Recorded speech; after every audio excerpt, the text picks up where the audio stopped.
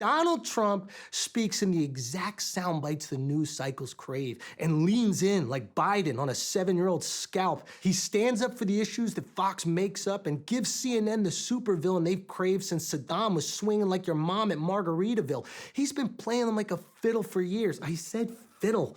Whether it was calling for the death penalty for the Central Park Five or saying Obama was more Kenyan than a coffee bean running a marathon, Trump doesn't just ride the waves of the culture war, he creates them like a Chris Christie cannonball. And after years of laying pipe to pros and the groundwork for a presidential run, in 2016, he capitalized.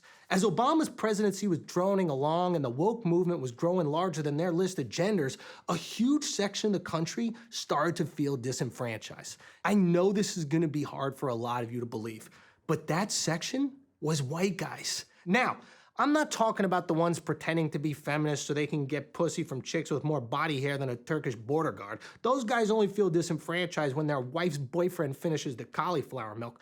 I'm talking about the white males that felt like the PC movement became an attack on their identity. Now, let me be clear.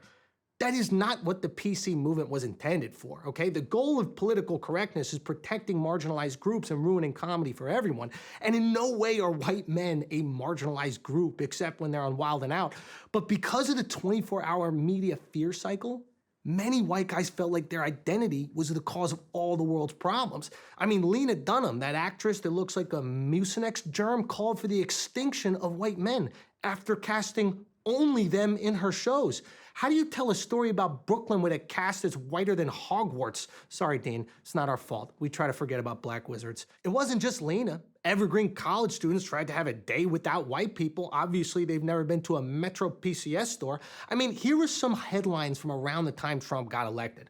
White men must be stopped. The very future of mankind depends on it. Hey, white Christians, your time is almost up. 37 things white people need to stop ruining. Jesus, the press was trying to take down more white dudes than an out-of-work actress. And I know it sounds ridiculous that white men could feel disenfranchised in America. I mean, that's like a scout leader feeling disenfranchised in a Penn State locker room. But according to the media they were consuming, they felt like they were under attack for existing, like an embryo inside a septum-pierced 17-year-old. And when anyone feels isolated and rejected, they gravitate to the people that make them feel valued and supported.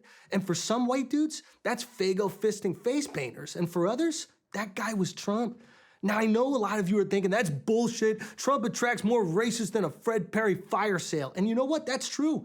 And he did little to distance himself. I mean, they stuck to him like the space bar on Tubin's keyboard. But not all the people that supported Trump were racist. Some were simply willing to look past the dubious bullshit like blocking more Browns and Bill Laimbeer because Trump made them feel like he was fighting for them.